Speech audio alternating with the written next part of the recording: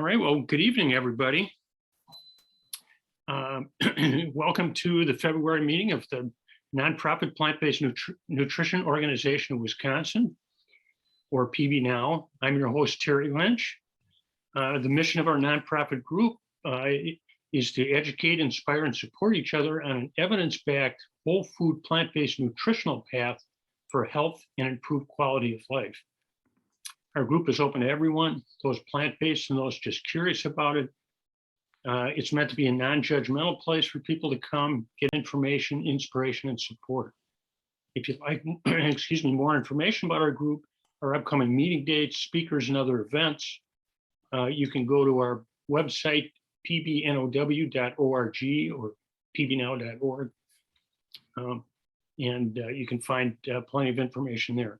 As we do each time, can I see a show of hands, either by raising your hand or using the thumbs up icon at the bottom of your Zoom screen to show how many of you are currently following a plant-based lifestyle? I see plenty of hands and a number of thumbs as well here. Excellent. As we also mentioned at the beginning of each meeting, the evidence of the benefits of plant-based nutrition in improving health and quality of life for people of all ages, as published in non-biased medical research, is quite striking. Whether it's improving health through increased energy, weight loss, preventing, slowing, stopping, or reversing problems like allergies, digestive problems, diabetes, heart disease, and early dementia, increasing our quality of life by helping us feel better quickly, strengthening our immune system, increasing our endurance, improving athletic performance, speeding recovery from exercise, reducing joint pain, clearing our thinking, or reducing the physical, emotional, and financial side effects of the illnesses, drugs, and procedures often recommended to treat the conditions that plant-based nutrition can help us avoid. The research shows our bodies do a wonderful job of healing themselves if we stop damaging them daily with poor nutrition and start giving them the nutrition they need to heal and function optimally. It's truly remarkable. Now let me tell you what's in store for you tonight. Tonight we'll see a short video, and then we'll hear from two speakers. First we'll have the short, under 2-minute video on the health and environmental benefits of eating plant-based. We've shown it once before, but I think it bears repeating. After that, our first speaker will be plant-based dietitian Joy Lenz, who's going to share with us 2 of her favorite plant-based Instant Pot recipes. Can't wait. After Joy, our featured speaker is Texas vascular surgeon, Dr. Riz Bukhari, who will talk to us about how to take control of your health, as he did a couple of years ago, and I asked him back because it was one of the best presentations we've had. We should have 15 to 20 minutes left for Q&A after Dr. Riz's talk, and our program should end at 7:30 like it usually does. As a reminder, we have meetings every month, usually on the second Thursday of the month at 6 p.m. Central Time. Next month, we'll hear from plant-based pioneer and icon, Dr. Michael Clapper. In April, Denver cardiologist, Dr. Andrew Freeman, will give us his annual review of the year's most important plant-based research. And in May, we'll hear from another plant-based icon, Dr. Caldwell Esselstyn. Once again, you can find out more information about our upcoming meetings on our website, pbnow.org, where you can sign up and register and then get alerts of our meetings as they come, email alerts. Quick technical note, during the meeting, everyone but the speakers will be muted, and we ask that you stay muted to avoid background noise and to allow everyone to hear the speakers. And we'll use the chat box for questions and participation. With that, let's get started. So I'm going to bring up the video here. Bear with me while I set this up.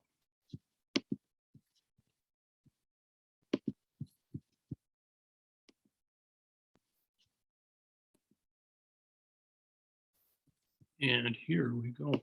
This is Carl, and this is Joe. Carl and Joe both live in the same city, in the same kind of house, and drive the same car. Carl is an omnivore, and Joe eats a plant-based diet. They eat about the same amount of food every day. But because of his diet, Joe uses 300 gallons of water per day, while Carl uses 4,000. Also because of his diet, Carl uses 8 times more fossil fuels than Joe. And Joe's annual carbon footprint is 1.5 tons, while Carl's is 2.5 tons. Carl's diet means he uses 5 times more land than Joe, and meaty diets like his cause 70% of rainforest destruction. Carl weighs about 30 pounds more than Joe, and Joe's risk for heart disease, diabetes, stroke, and cancer are all significantly lower than Carl's. This means that Carl will die an average of 9.5 years sooner than Joe, while Joe will have spared tens of thousands of animals in his lifetime. Because of his diet, Joe is healthier, kinder to animals and the environment. Be like Joe. Eat a plant-based diet.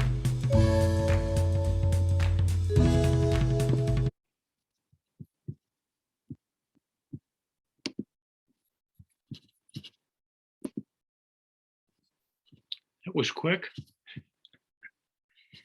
Can everybody hear me? Excellent. Let's begin with our first speaker. Our first speaker was encouraged by her mother years ago to check out nutrition, and lo and behold, she loved it. She became a registered dietitian, and since then has been helping people across the age and health spectrum to feel their best. She's the founder of Bring Joy to Your Kitchen, where she provides online group courses and weekly coaching to help people transition to a plant-based diet. Joy and her plant-based husband, pediatrician and internist Dr. Michael Lenz, have 3 school-age children. Tonight, she will share with us 2 of her favorite plant-based Instant Pot recipes. I'm pleased to welcome registered dietitian Joy Lenz. Joy?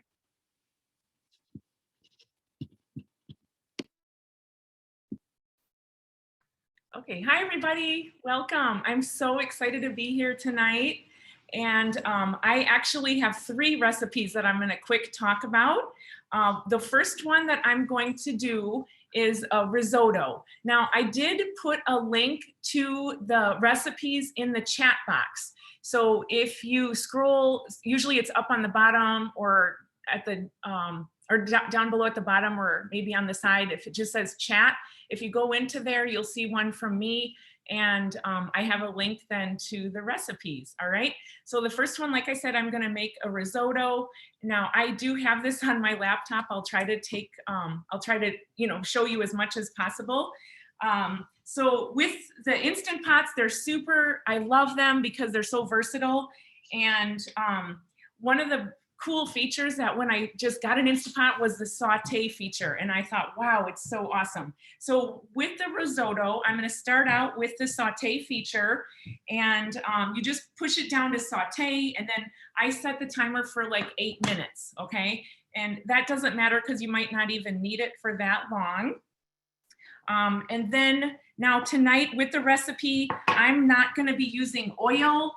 Depending on what your preference is, you may or may not be using oil, but I'm just gonna put a couple tablespoons of broth in the bottom of my Instant Pot, and I do have it on the saute.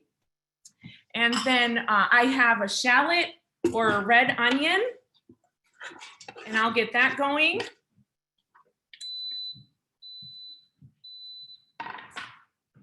So we'll be sauteing these onions, and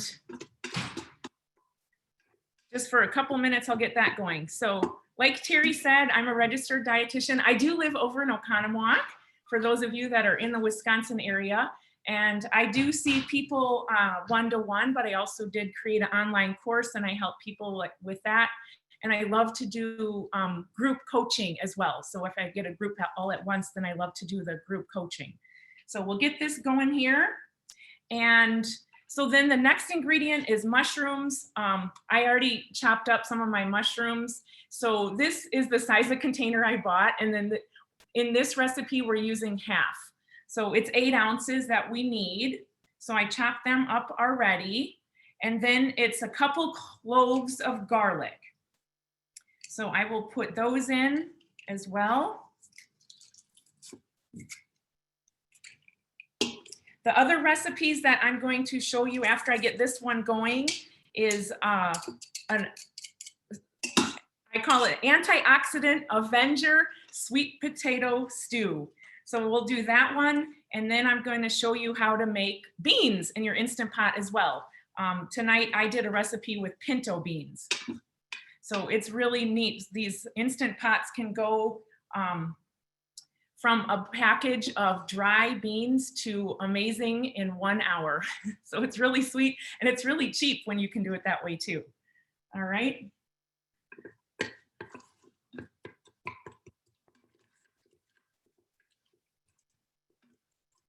Okay, so this is the onion and the garlic.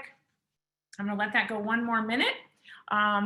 If you guys have any questions, you can kind of put them in on the side, and I'll try to answer them as I go. Otherwise, once I'm done talking, I can reply to them as well. Yeah, so you can't see my Instant Pot. All right, let me see. Whoops, there we go. All right, you can see what's in there right now. Whoops. So right now I just got the onions and the garlic, all right?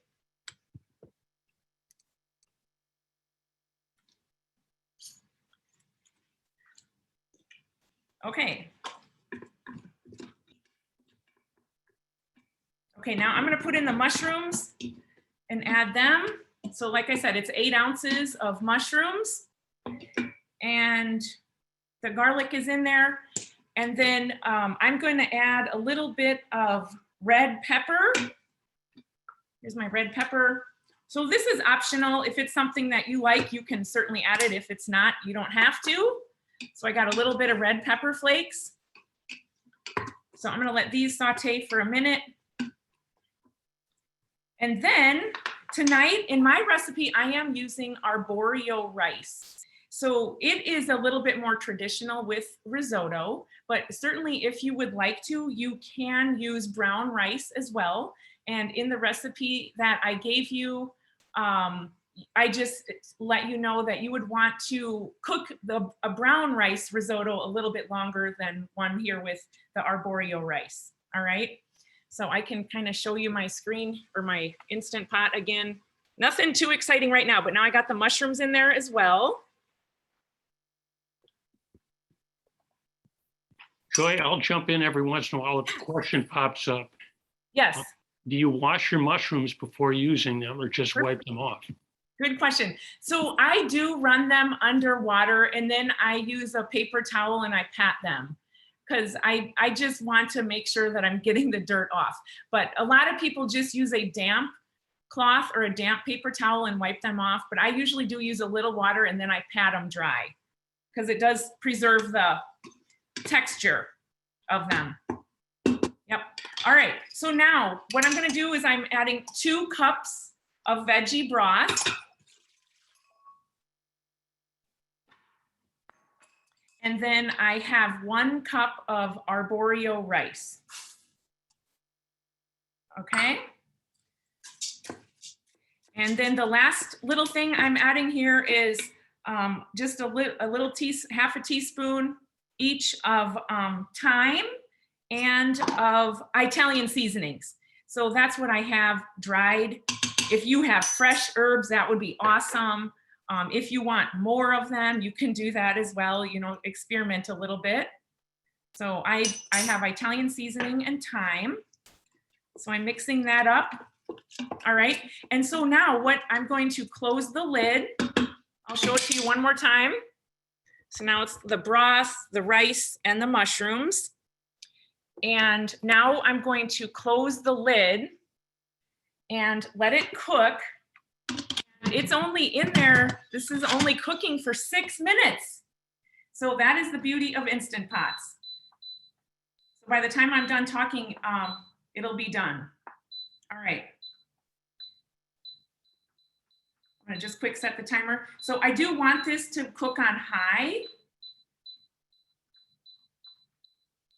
for 6 minutes. So it's on high and I set the timer for 6 minutes. And there you go. So now what will happen is that it will build up pressure. So that does take about 4 or 5 minutes to build up pressure. And then the timer starts and it goes backwards. So if you're really new to these Instant Pots, that's what happens. You do need to wait for a little bit until it builds up the pressure, and then the timer starts. Backwards. All right. So then when it's done, it beeps. And at that point, then we're just going to add some spinach that's already chopped up, and it's ready to go. And it's so good. All right. So the next recipe that I want to talk about while that one's cooking is some Instant Pot pinto beans. All right. So these I already made earlier today. Let's see, there we go. So you can see them there, super delicious. What I did with this recipe too, the same thing is I used the saute feature, and I sauteed some red onions in the bottom of the Instant Pot first.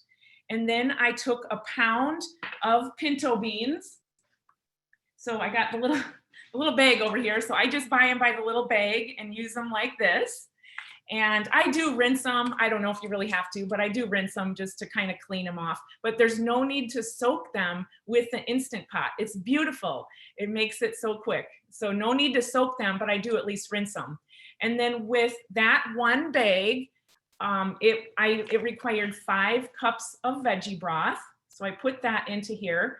And then I love to use little adobo peppers. Okay, so little adobo peppers come in these little jars. And these things are spicy, they're smoky, they're delicious. I normally though in most recipes only use one of them. I'm not from Texas. I bet they use way more. But I take one of them and I chop it up real finely and I stick it in these recipes. Now in this little jar, there's about 8 of them. And then what I do is I freeze them individually in little snack size bags, and I just throw them in my freezer. So the next time I need one, I have them in my freezer. Because when you buy this can, you probably wouldn't consume it all. So that's my little hack for saving adobo peppers. All right, so I chopped up one of those real fine, and then I threw in some garlic, and then I have some chili powder, as well as cumin and paprika. So that's what I use. That's pretty simple. I put that in the Instant Pot, and then I turn that one on, and that one does take almost an hour. All right, so I set the timer for high. The pressure for high, and then I did the timer for 55 minutes. All right, and that one again, it takes a few minutes to build up the pressure, and then it starts at 55 and counts down. And then right when it's done, it's called a quick release. You can just quick push a little button on the top that says press or venting it, and release the steam, and they're ready to go right away. So with these now tonight, I made also a pot of brown rice, and my daughters ate just beans and rice tonight. So simple, easy meal, and really cheap too, right? Because a bag of beans is like $1. All right, so, and then the last one that I'm gonna talk about here is the antioxidant Avenger sweet potato and kale stew. All right, so I have this one over here, and I'm gonna move my computer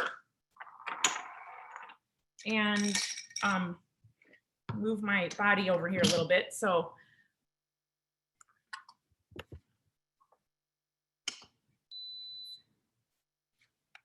all right, so that beep just means that it built up the pressure. Now it's starting at 6 minutes.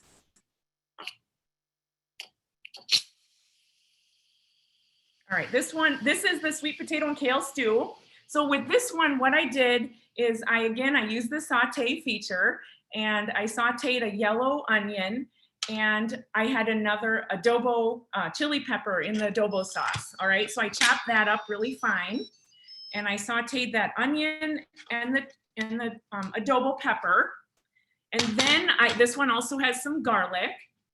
And then I chopped up 3 big sweet potatoes. And my sweet potatoes are not very tiny because they totally cook. You don't have to worry about getting them super small, it will work. Actually, I'll show you here. So this one is, let's see, whoops. All right, can you see it a little bit? Yes. There we go. There we go.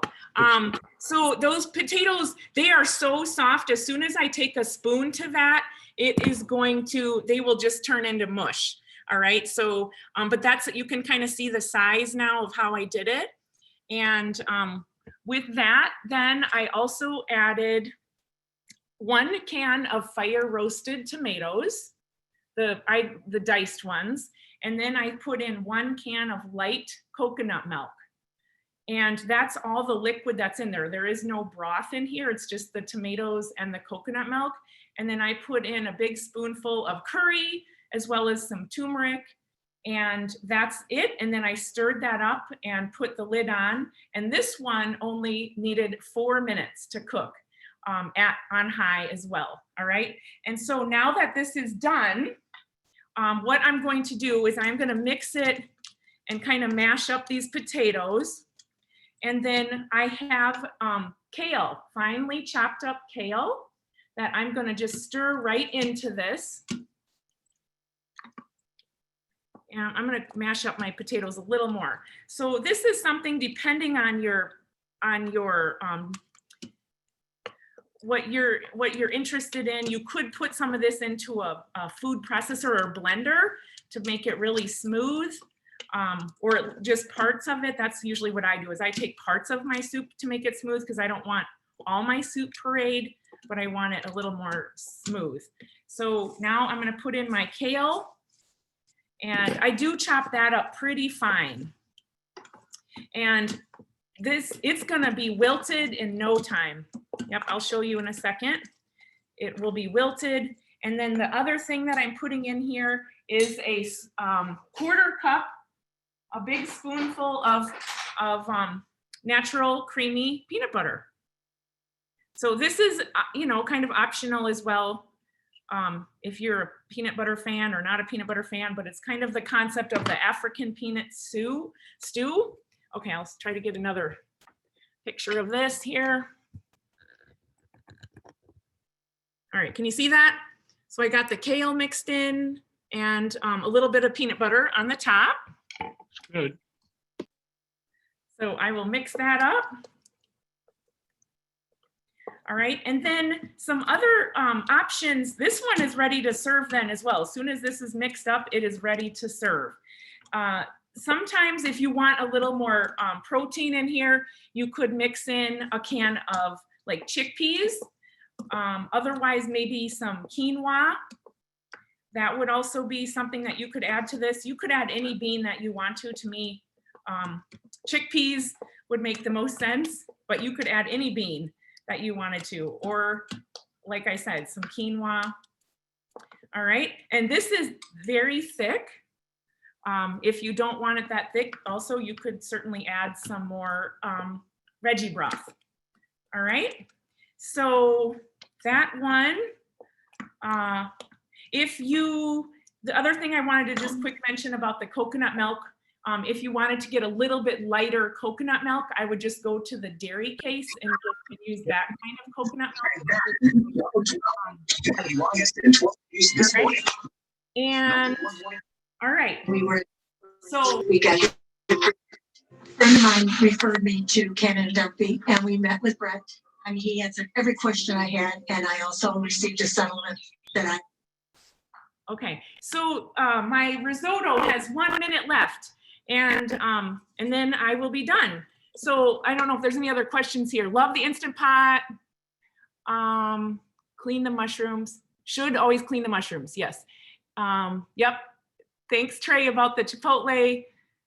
2 Instant Pots. Oh yes, Robert. So yes, one of these Instant Pots is my friend. She has 5 kids and she's never used her Instant Pot, or very little. So I think I'm going to return it to her with the beans, maybe. So yeah, she's like, oh yeah, you can borrow it. We never use it. I'm like, you have 5 kids. I got to help her use her Instant Pot more. Let's see. Can you post the recipe in the chat? Yes, I posted it very, very first. There, Trey. Thank you, Trey. You reposted it. I think, let's see, for the stew, how about substituting whole peanuts for the peanut butter? Awesome, Warren. Yeah, that would be really delicious too. I've never thought to do that, but certainly you could crumble up some peanuts and put them on the top. And yep, okay, you're thinking about buying a small Instant Pot. And what does the peanut butter do? It just gives it flavor. And so it's something, if you don't want that peanut butter flavor, then you don't need to use it. My peanut butter, the only ingredients are peanuts. There's no sugar in my peanut butter and there's no oil. So it's just to give the flavor of the nuts. All right. All right, now we're gonna go back over here and my risotto is done already. All right, oh, I do need to do the natural release for a second. So sorry, you guys, or the quick release right in front. I should have done that while I was looking at the chat. Wow. Sorry. So yeah, even if it's a quick release, it does take about 1.5 minutes or 2 minutes, depending on the quantity that's inside the pressure cooker. So sorry, I don't want to mute myself, but you probably don't want to listen to that.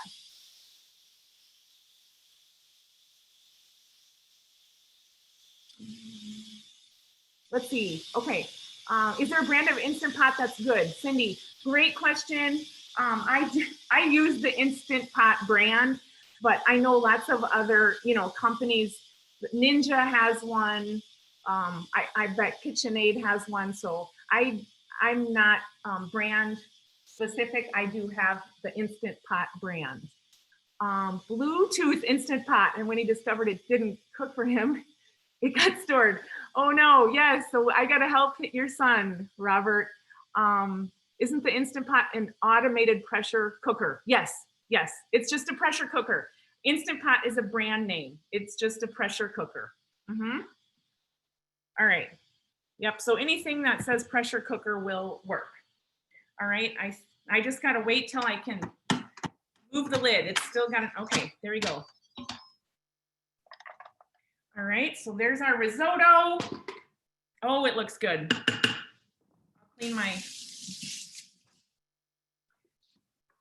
okay, so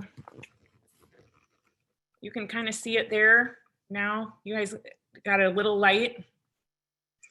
All right, I'm gonna mix it up, and now I got to quick add the spinach. So with this one, I'm adding spinach. You could certainly add a different green if you want to. You could add kale. The recipe that I have for you says 2 cups. This was a very generous 3 cups of spinach. The more the merrier. And this is wilting down immediately as well. I think sometimes I have put the spinach in when I cooked it, but you do not need to.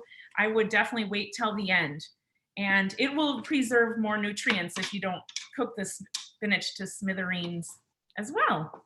So, Do you ever add tarragon to risotto? I probably have, but I don't think I have tarragon right now. All right, can you guys see that? Yes. So I will put it up on a plate too, so that you guys can see it a little better.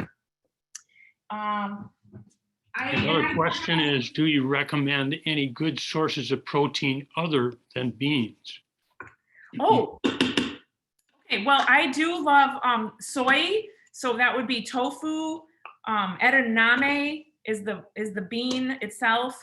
Tempeh, and otherwise you get lots of protein when you eat whole grains and vegetables. So yeah, you'll get lots of protein in other sources as well. All right, here you go. So good. This is ready to eat. So literally, I think that I timed myself this afternoon and it took 18 minutes. So you got dinner in 18 minutes. Let's see, recommend any good sources. Instant Pot is the best. However, I have a few tips about using it. It's not a crock pot where you can leave it. Yes. Yeah, you don't want to leave it stuff in here forever. It does have a warming feature and you could leave it warm. Now I could basically just leave this on warm for a while. But I'll be using it. And make sure your soy is GMO free. Yes, yes. And thanks, Trey, looks good. Wash all the rice and the beans before you cook them. Looks good. Yum, it's okay. Yeah, yeah, all right. So there you go. So the recipes are in the comments.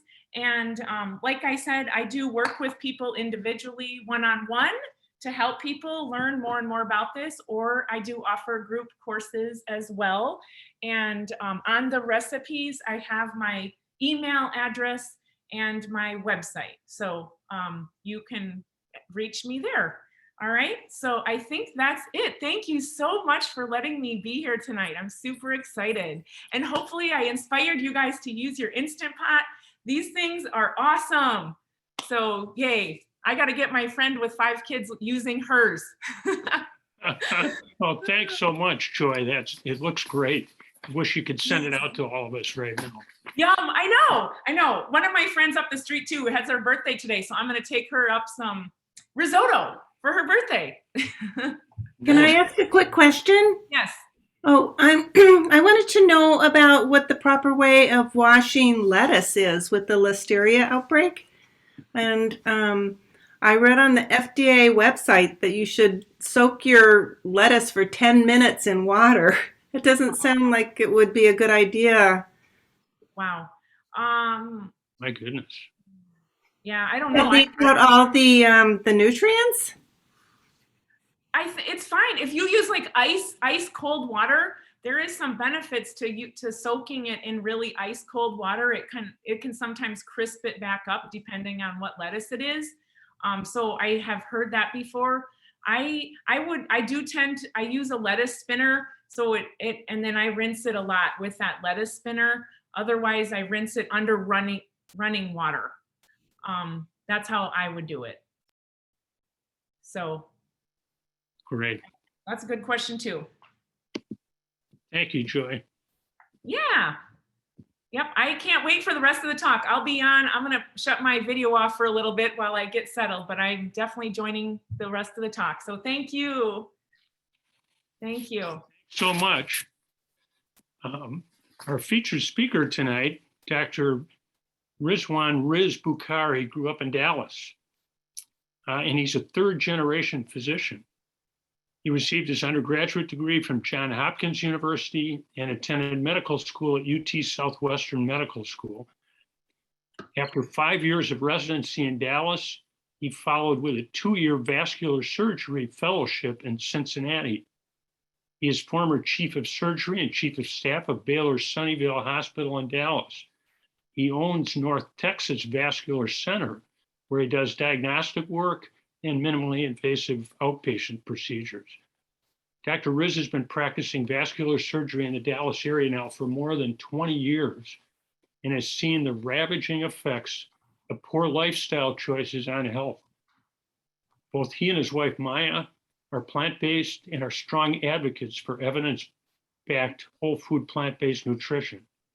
He will be speaking to us tonight from Texas, and I'm happy to welcome our featured speaker, Dr. Riz Bukhari. Dr. Riz? Thank you very much, Terry. Can everybody hear me okay? All right. Well, thank you for having me. I think I spoke a couple of years ago and I enjoyed it. And if there's anybody here tonight from that talk, I hope I don't bore you to death, or maybe hopefully you'll pick up something new. So my talk today is going to be on cardiovascular disease and nutrition. And I did a pre-recorded talk, so I'm going to take control of the screen and give that talk or let that play. And then hopefully we'll have about 15 minutes available for questions and answers afterwards. My name is Rizwan Bukhari. I'm a vascular surgeon in the Dallas area, and I practice a plant-based lifestyle. Thank you, ma'am. I also teach plant-based nutrition to my patients as a part of their lifestyle modification. And my wife Maya and I also teach plant-based nutrition to the community and anyone else who is willing to listen. So let's get started. Today, I'm going to talk about cardiovascular disease and nutrition and the tremendous impact that nutrition has on the development, treatment, and prevention of cardiovascular disease. Before we get started, let me share a little bit about my personal story of how I became whole food plant-based. Many people might think it's unusual that a vascular surgeon is sharing this message with Hey, people. Dr. Riz, And in the beginning, I thought so too, there's because a, I'm a there's a black proceduralist and a square in the surgeon who middle of the treats this screen. I don't know disease. if everybody And why would I sees that. be There sitting you here go. preaching about how to prevent it? Now, as I've become very involved in this, the more and more I learn, I think it's actually a shame that I am the only vascular surgeon that I know of in the country that is trying to teach people how not to get cardiovascular disease. So my story starts with the fact that all my life I have been very interested in my own personal health. Throughout my lifetime, ever since I was a kid, I would work out, I would run. Throughout much of my life, I have had a personal trainer. In my mid-40s, I started doing this exercise program called P90X by a guy named Tony Horton. Many of you may have heard of this. One of the things that I learned from that program was that nutrition was an extremely important aspect of physical conditioning. He used to preach that nutrition was 80% of the game. So at that point, I stopped focusing just 100% on exercise and began to realize that I needed to work on nutrition. And at that time, I started to eat a high-carb, low-fat diet, but I was still focused on utilizing animal products within my diet, mainly as a source of protein. At this point, after having been on this program for several years and I was in great physical shape, there were some things that were bothering me. My cholesterol was high, my triglycerides were high, I was borderline hypertensive, and my blood sugars were running a little bit higher than normal. Even though I was doing what I thought was all the right things, I was beginning to develop the beginnings of a lot of these chronic diseases. At this point, I knew that probably by the time I was 50, I was going to be on a medication for my cholesterol, a medication for my diabetes, a medication for my hypertension. And so by 50, like most Americans, I would be on some sort of medications. So because this is eating away at the back of my mind, I was open for a new message. At this time, my wife dragged me to see a gentleman named Rip Esselstyn at a Whole Foods market. He's the son of Caldwell Esselstyn, and the whole Esselstyn family is very involved in plant-based nutrition. At this talk, his message was about reversing heart disease through diet. And many of these risk factors that I talked to you about that were present in myself, he basically openly said through the option of a whole food plant-based diet, you can reverse these things and make them go away. And you can certainly see that this opened my mind a little bit. I was a little bit in denial, but at the same time, something got through. And at this point, I went on to read Caldwell Esselstyn's book, How to Prevent and Reverse Heart Disease. I also went on to read the China study. I started to look at things by Dr. Dean Ornish. And at that point, I began to realize is extremely important. And I had already adopted that concept, but then it was in particular the type of diet that was important. And at this point, I began to incorporate and adopt a plant-based diet into my personal lifestyle. And a little bit later, you'll hear my professional path towards plant-based nutrition and how my personal and professional paths intersected. I'm a vascular surgeon. Many people don't know what a vascular surgeon is. I operate on the blood vessels of the body, and so to make a distinction, sometimes people think I'm a cardiologist, but we treat the same disease. It's atherosclerosis. It is a very common disease. Heart disease is the #1 killer of Americans, so it's very much in the news. As opposed to like a cardiologist and a heart surgeon, the cardiologist does the medical therapies and like minimally invasive therapies through punctures, and the heart surgeon does the bypasses. I actually do both. Okay, so I do the medical therapy for vascular patients. I do the minimally invasive therapies, which are done through puncture-based procedures, and I do all of the operations like bypasses and cleaning them out. So I get to have relationships with my patients that are long-term, as opposed to most surgeons who operate and then say goodbye. And that's actually particularly rewarding for me because then I can work on other aspects. And lifestyle modification has always been an important part of me treating my patients.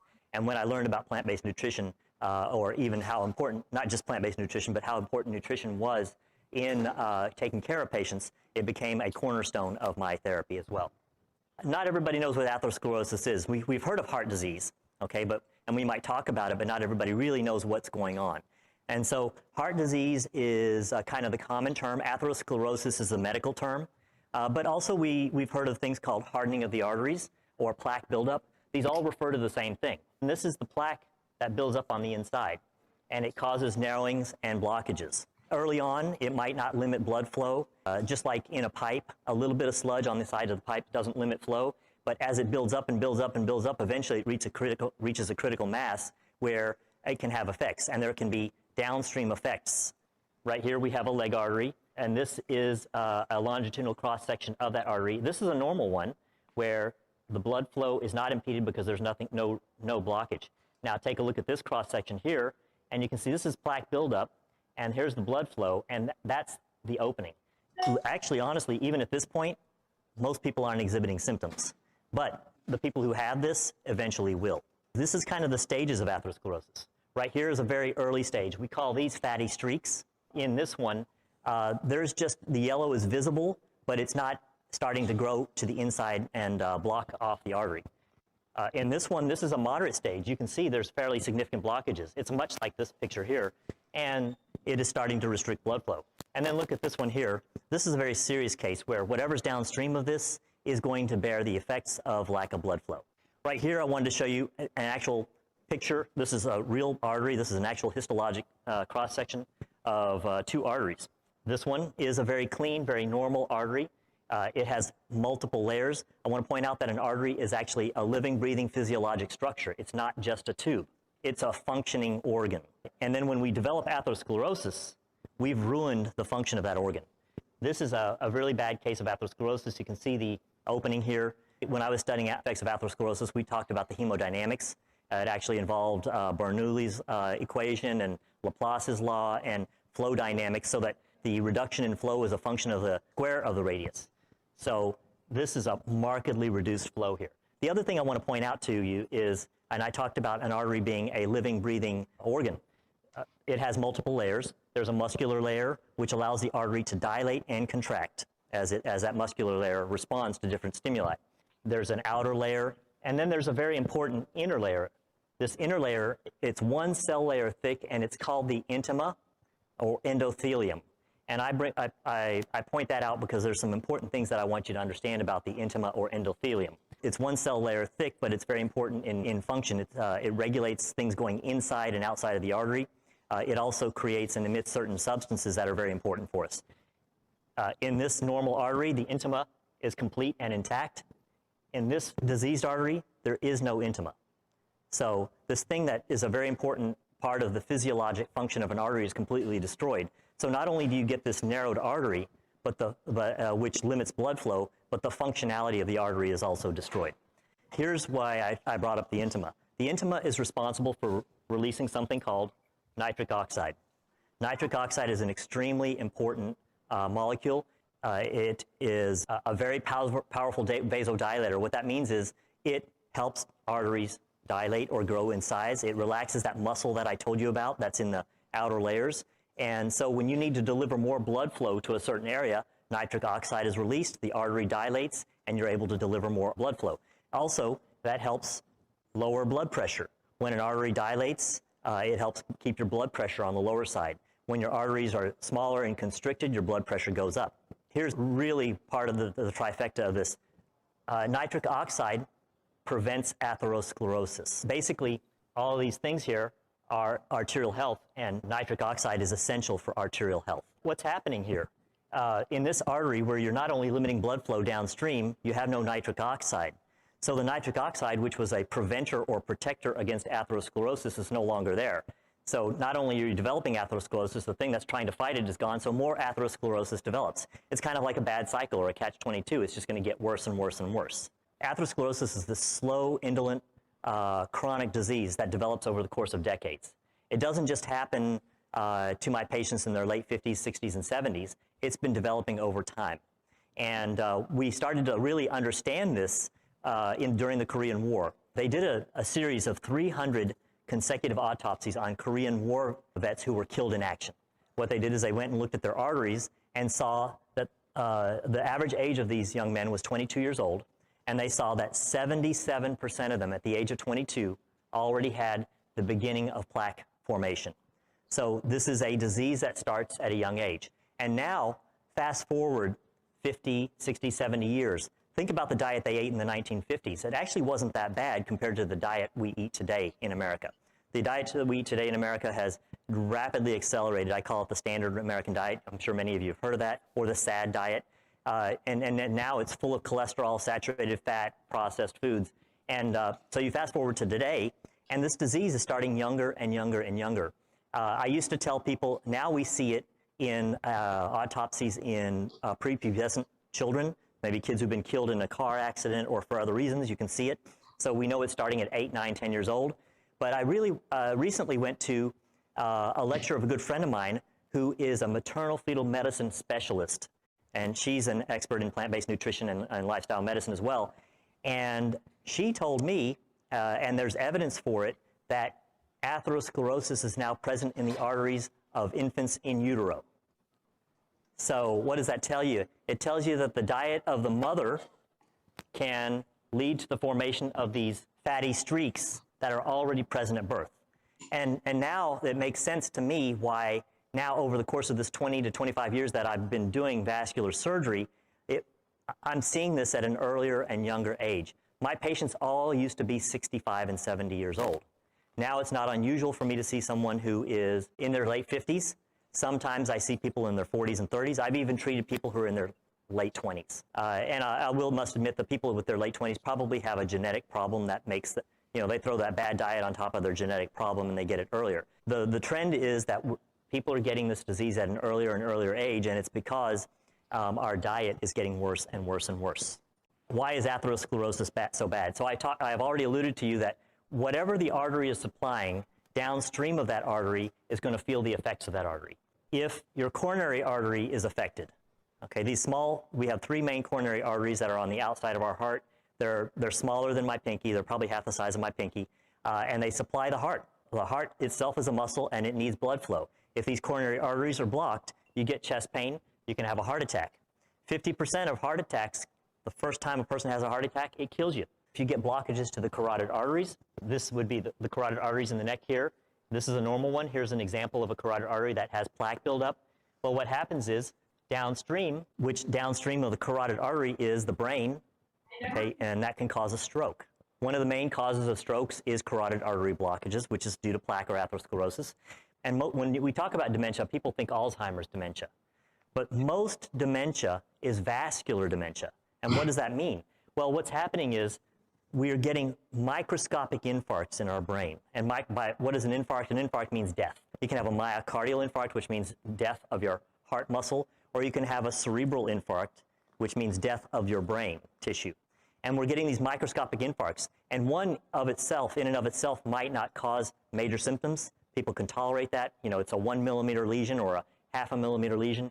But when people start to have these over and over again over the course of a couple of decades, well, these infarcts coalesce. You start having a whole bunch of small areas in your brain that are dead, and then suddenly they coalesce into one big area, and people begin to exhibit symptoms, either maybe stroke-like symptoms or dementia-like symptoms. So atherosclerosis is a major cause of dementia. This is something that I take care of a lot, that I'm into amputation prevention. About 90% of my practice is this, and it's because it's grown so rampantly. Gangrene. So this is the result of the blockages in the arteries limiting blood flow down to the feet. A gangrene develops because a person might have a cut or a scratch or a sore or a wound, a bug bite. They might not be protecting their feet. A person with normal blood flow, they're going to get the blood flow down there, which is going to get the white blood cells, the antibiotics, the healing factors, everything that's needed to heal. Now, somebody who has significant blockages in their arteries, when they don't have a lesion or a problem, they might be able to make it by. But the second they get a cut, instead of that cut or bite or sore healing, instead it grows bigger. And then it grows bigger and bigger, and gangrene develops. So what I'm doing in this particular case is going in, taking a look at these blockages. I showed you one in the leg artery or the thigh artery, and I might either do a bypass around it or do some device like I do an atherectomy, which is a drill which drills it out, or I might do a balloon angioplasty or a stent on it. We're very good at what we do, and I'd like to say we're very successful, but unfortunately, we're not always successful. I would say about 10% of my patients who come in with gangrene eventually lose their legs. There's over 200,000 amputations a year in the United States. It's a very real problem. Now, there's a very interesting one, the next thing. Impotence is a vascular problem. We need blood flow for normal function. By the age of 40, 40% of men experience some form of impotence. By the age of 50, 50% of men. By the age of 60, 60% of men. And what's happening is these plaque buildups to the arteries in the pelvis are becoming significant, so not enough blood flow can get down there. Now, we've all heard of Viagra, Cialis. These are what are called prostaglandin 2 synthesis inhibitors. They're very powerful vasodilators. So they are able to overcome the disease and make the arteries dilate for a temporary period of time. Okay? It's just a temporary fix. So it works for a little while and then it's gone. It's not a cure. Okay? Now, so it's the other interesting thing is if a man has impotence in his 40s, you know what he should start worrying about? I got heart disease. I'm going to get heart disease. So impotence is a harbinger. It's an early warning sign. You are developing atherosclerosis. And the thing about atherosclerosis, if I didn't make it clear, is it doesn't just affect one part of the body. It affects all parts of the body. So when I'm treating patients, whether that's a carotid problem or a leg problem, I also get their heart evaluated because there's a 50% chance they've got significant atherosclerosis in the heart. It's probably a 100% chance that they have some atherosclerosis. Not only does atherosclerosis lead to chronic debilitating diseases that cause pain and suffering, but it leads to the ultimate problem, death. 50% of my patients are dead in 5 years, and that's not because I'm a bad surgeon. It's the disease process that they've got going on. And I'm focusing on atherosclerosis, but you know, atherosclerosis is as a result of this bad diet I've been talking about, so they also have multiple other chronic problems. This is such a bad problem that once you've been diagnosed with it, there's a 50% chance you'll be dead in 5 years. So how do you get atherosclerosis? It's a lifestyle-related disease. 80% of the atherosclerosis I treat, maybe 90%, is related to our lifestyle. So what are some of these other lifestyle things? So we talked, you know, I'm kind of pointing out about diet. Smoking is an important issue, but I would like to point out, you can't blame it all on smoking, and smoking is not the most important issue. I used to think it was, but if you look at smoking incidence in the United States, when you go back to 1964, when the Surgeon General finally put a warning label on tobacco and said, look, this is going to kill you. The incidence of smoking every year since then, the last 55 years, the incidence of smoking has gone down every single year. Yet, this disease I treat has gone up in incidence every single year, and it's getting worse. Despite our advances in treatment, it's getting worse. It's 3 times worse than what I saw when I was in my training 20 plus years ago. So it's the smoking cannot be, you know, is not the main cause. I believe firmly it's our exposure, particularly mostly our diet. So I'd like to point out, people talk about genetics. They'll say, oh, my dad had a stroke. I'm going to get one too. There's nothing I can do about it. My uncle died of a heart attack. Okay, so I'm doomed to it. And that's not the reality. What I'm trying to get to you here is that we do have an opportunity to change the course of our lives. Our genes are 99.999% the same. But we all look a little bit different. We all die of different diseases. And that, so what is that causes that? And that's this new field of study called epigenetics that has popped up in the last decade or two. And epigenetics is that there are environmental exposures that turn our genes on and off. Our diet being one of the primary environmental exposures that does that. We're putting food into our mouths not only just 3 times a day, but all day, every day for most of our lives. And it's one of the most significant environmental exposures we have. Genetics might load the gun, but our lifestyles pull the trigger. And another way to help understand that is if you look at identical twin studies, they can look at identical twins and who've been separated at birth, and there's a few of these that are around, and see that they die for very different reasons. They're genetically identical. And so if people believed it was their genes that are going to determine their entire course of their lives, that it's pre-fated, it's predestined, then they should die at the same age of the same disease process, and they don't. Some of these environmental exposures, you know, some of them we know are asbestos, plutonium, and tobacco. So what else is important in the development of atherosclerosis? Well, cholesterol, saturated fat, and processed foods. These things right here are the main culprits in our diet.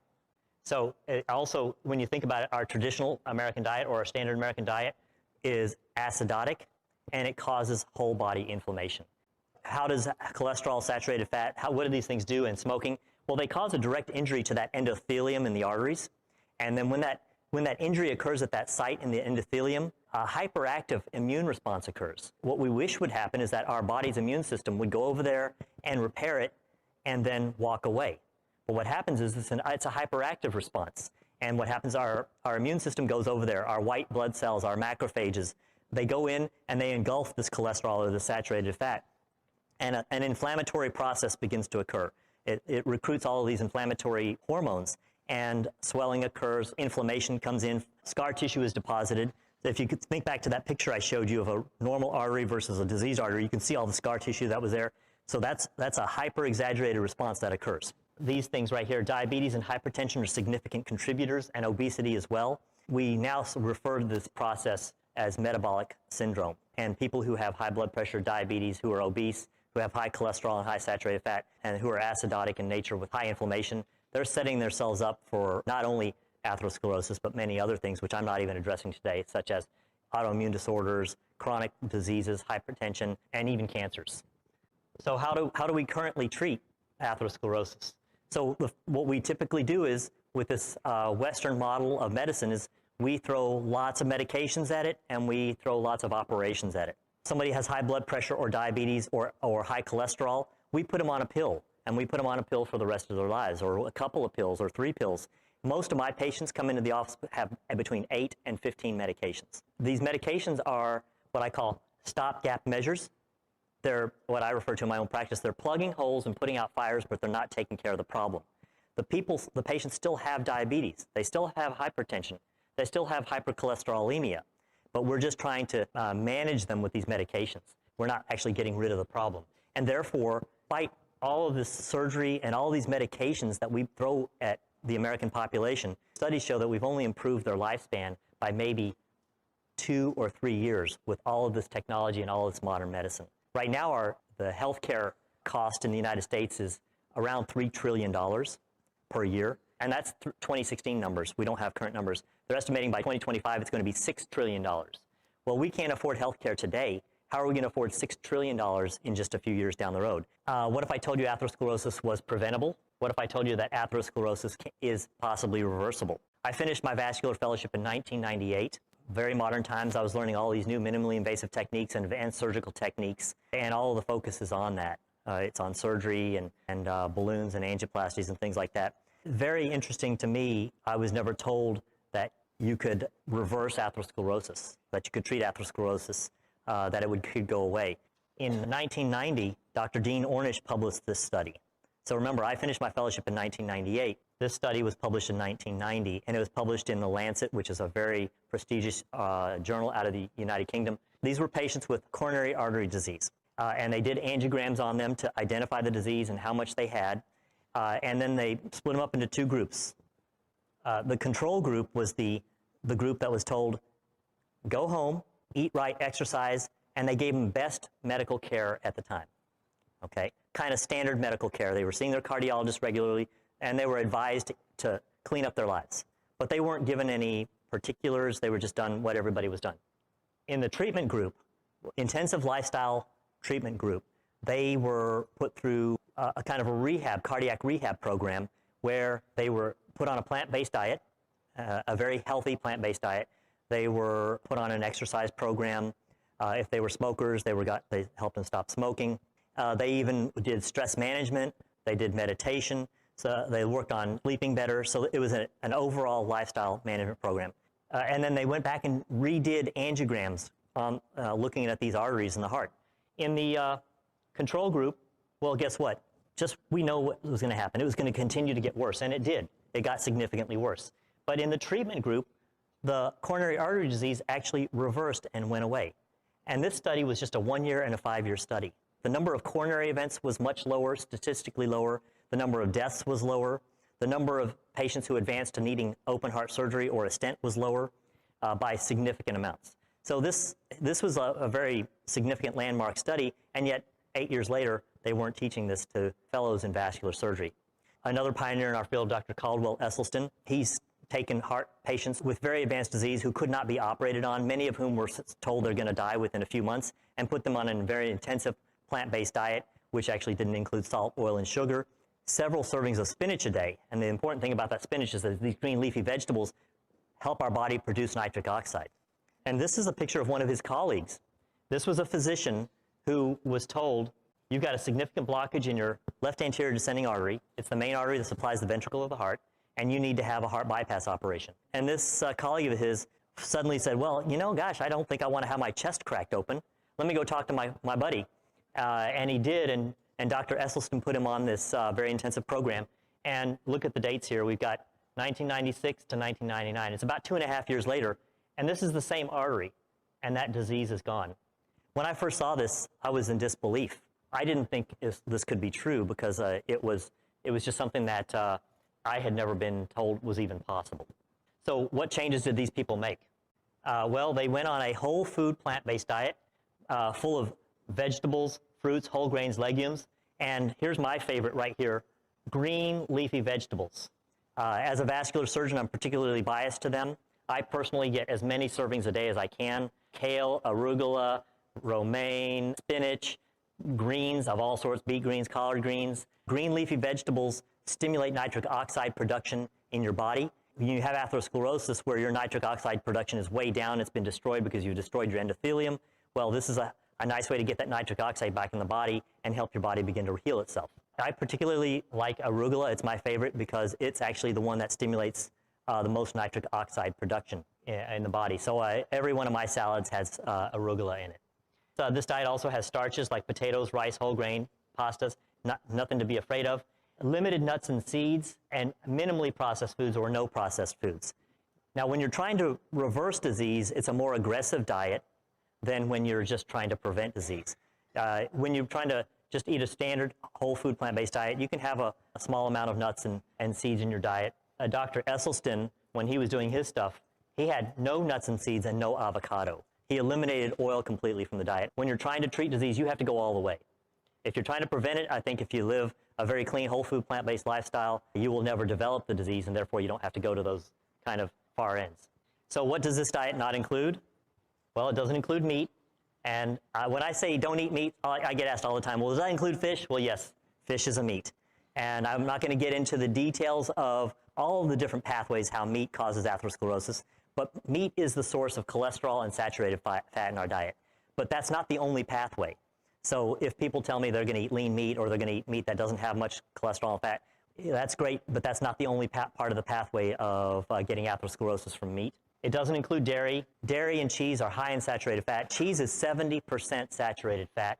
It doesn't include eggs. Eggs is a high source of cholesterol in our diet, about 150 milligrams per egg. It doesn't include highly processed foods, including oils. There's no good oil. Okay, sometimes people will say, well, what about olive oil? Well, olive oil is a highly processed food. It's taken out all of the nutrients, and it's nothing but a high-calorie fat. This diet also does not include any added salt or added sugar. I'd like to comment that there are thousands of studies that have shown the hazards of the consumption of meat, dairy, salt, sugar, and oil, and the effects it has on our body, blood vessels, organs, and bodily systems. There are also thousands of studies that show the benefits of plant-based foods for our health. Yet there's not one study out there that shows that there's any deadly effects of eating fruits, vegetables, whole grains, legumes, nuts, and seeds. It took over 7,000 studies documenting the deadly effects of smoking before the Surgeon General finally put that little label I talked to you about. Meat is the new tobacco. I just showed you that there's thousands and thousands of studies that show meat causes problems and that plant-based foods don't. The World Health Organization has classified processed meats as a class 1 carcinogen, and I brought up class 1 carcinogens earlier. Well, so what is a processed meat?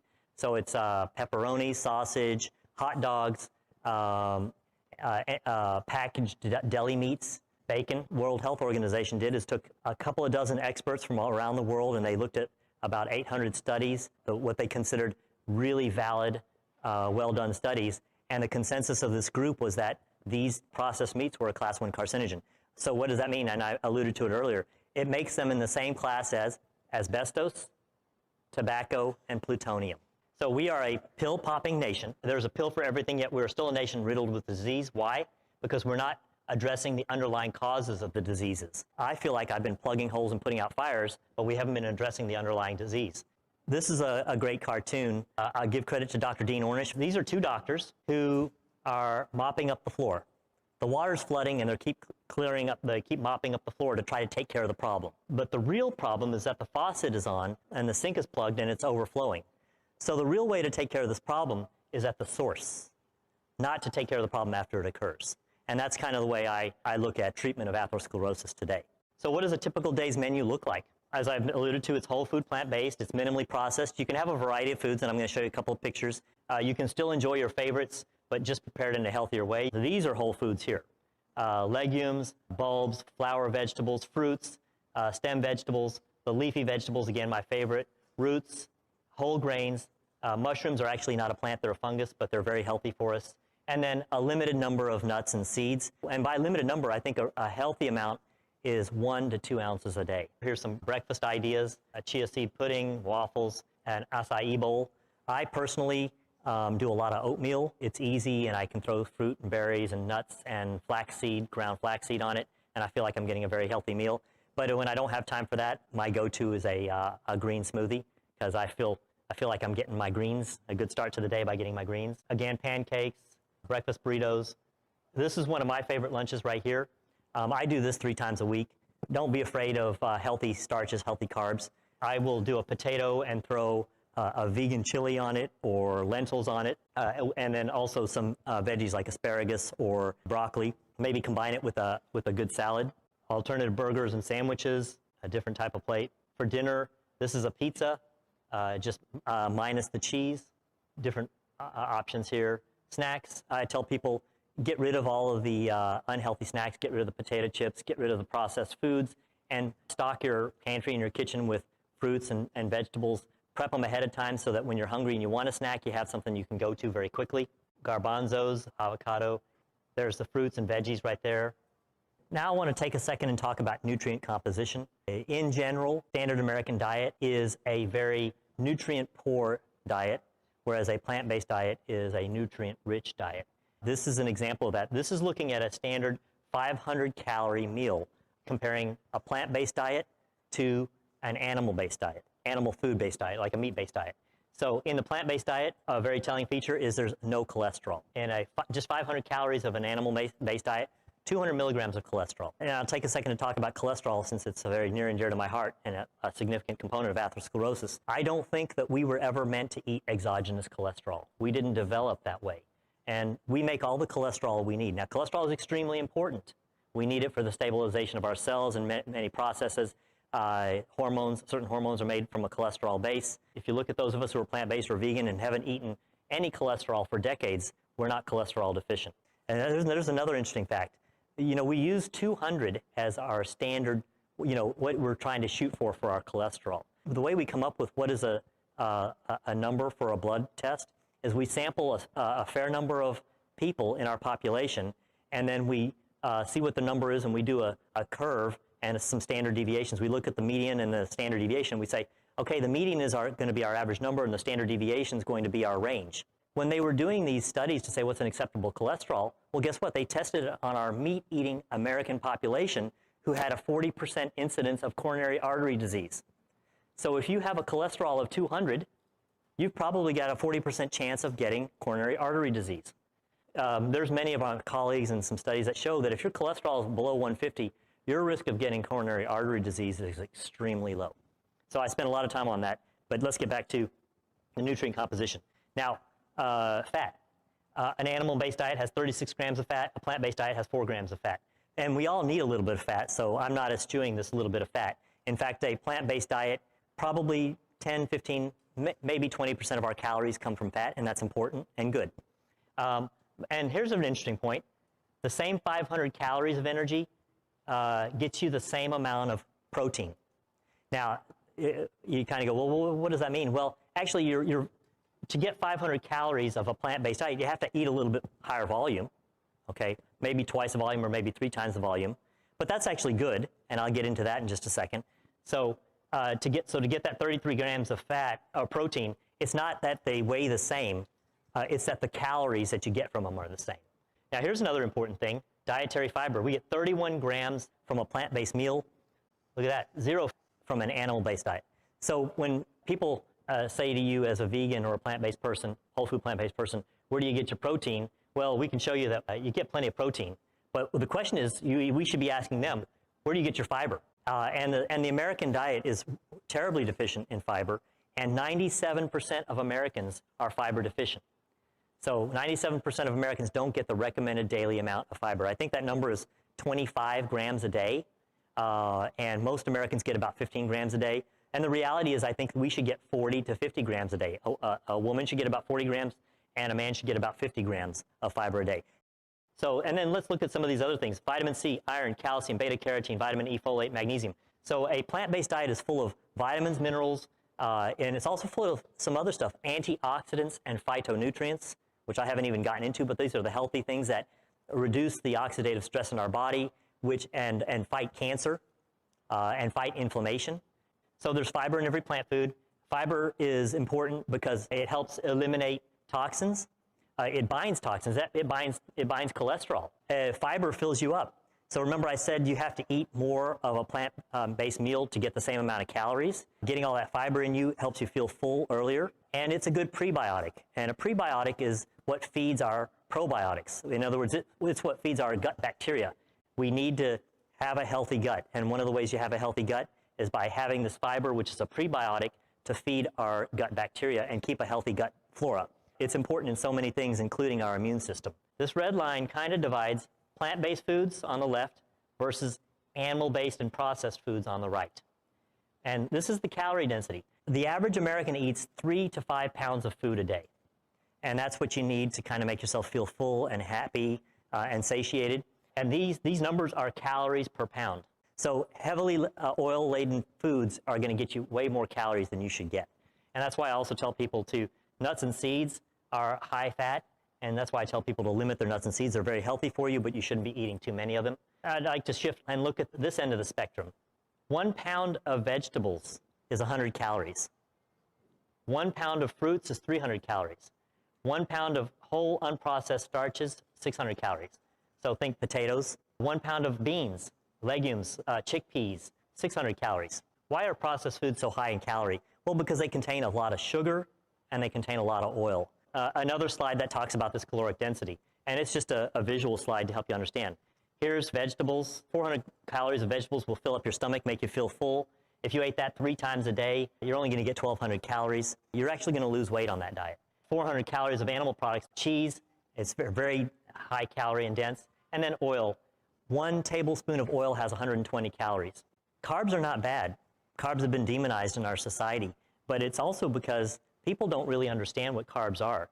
Carbs are sugars or carbohydrates, and I make a distinction between healthy carbs and unhealthy carbs. But to define unhealthy carbs, sugary cereals, well, this might be a whole wheat cereal, but got sugar added to it. You think of potatoes as carbs, but that potato chip actually is fried in oil, and most of the calories come from an oil. So when you're eating a potato chip, you're not really eating a carb, you're eating oil. So you can see the calories aren't coming from the carbohydrate, they're coming from the oil that's added to the carbohydrate. So now let's look at these healthy carbohydrates. Fruits, vegetables, green leafy vegetables, starchy vegetables like potatoes, sweet potatoes, beans, lentils, and peas. These are all mostly carbohydrate. In fact, a plant-based and vegan diet, well, a clean vegan diet, is mostly a carbohydrate-based diet. Is making this change difficult? And it can be at first for some. We've got habits, traditions, politics, culture, and social pressures that kind of have a momentum that keep our general population going in a certain direction. When people are trying to make this change to a whole food plant-based diet, I tell people, look for that support system. You know, that's why my wife and I do what we do with plant-based DFW. We do potlucks and talks and get-togethers so people can have a place of social gathering. And then I also say, arm yourself with information. We're in a great age. I always admire the people who became plant-based and vegan 20 years ago before the internet existed, because they kind of had to do it on their own. They had to go to the library and check out a book, and then they had to read that book. And today we've got the internet with so much information, and granted, you have to be critical about what you're reading, but the information is out there. You know, we've got books that we recommend and documentaries we recommend, so there's lots of resources out there. We learn most of our knowledge about eating from TV and advertising and culture. We've all heard of these things. Meat, it's what's for dinner, or got milk, the incredible edible egg. When the egg industry was trying to make an advertisement, and they wanted to say in that ad that eggs were healthy and good for you, the USDA at least stood up for the American population in that instance and said, no, you can't say that because we know they're not healthy. So instead, it was probably a good thing for the egg industry. They came up with this jingle, the incredible edible egg, and it probably sold them more eggs than if they had just told the American public that eggs were healthy. Probably if they had told us they were healthy, we probably wouldn't eat them as much. Here's the one that got me when I was younger. Where's the beef? I used to go to Wendy's 3 times a week. Gosh, I can't believe I used to do that. This is just an example of how our world influences our choices. One of my colleagues talks about how no one is getting rich from you eating a potato and a bowl of fruit.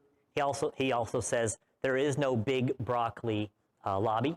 There are the meat lobby, the dairy industry lobby, there's the pizza lobby, you know, there's lobbies, there's lots of money being thrown at us to keep us on this path where we're continue to eat the standard American diet. Professionally, I had become a little bit frustrated over the course of a decade and a half, in the sense that, sure, I'm helping my patients kind of in an acute manner. I can do a quick bypass or put a stent in and open up an artery, and 90% of the time I told you I saved their leg, and a great number of times I prevent them from having another stroke.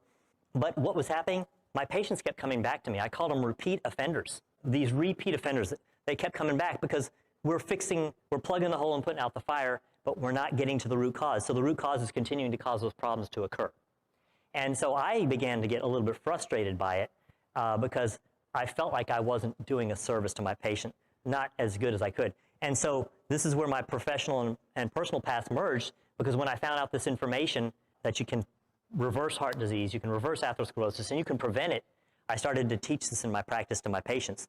And then my wife and I wanted to take this even more and bigger and beyond my patients to the community, because we wanted to get to people before they develop the disease. My patients are already needing operations.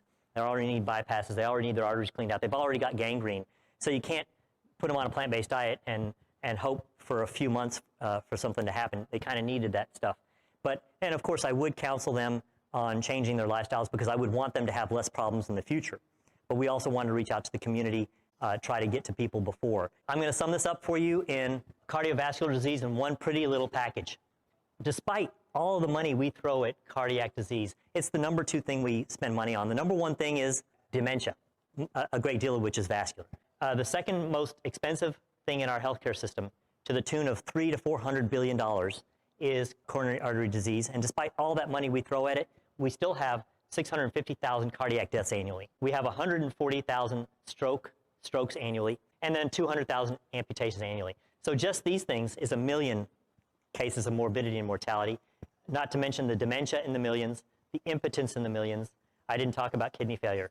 So it's the number 1 cause of death and disease in the United States. We're throwing all this money at it, and yet we're not materially impacting it from our current medical therapy, which we call healthcare, but I call sick care.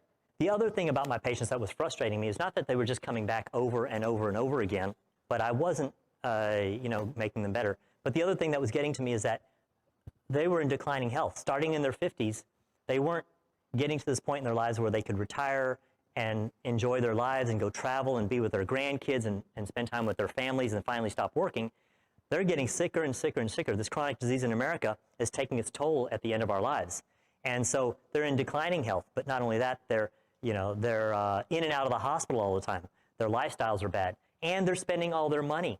This money that they've been spending their lives trying to save for retirement so they can go and travel. We got a declining quality of life towards the end of our lives. Medical costs are the number 1 cause of bankruptcy in America.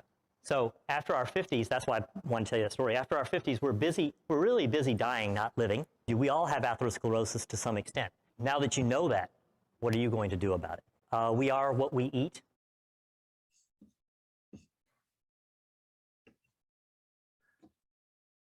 Can you hear me, Terry?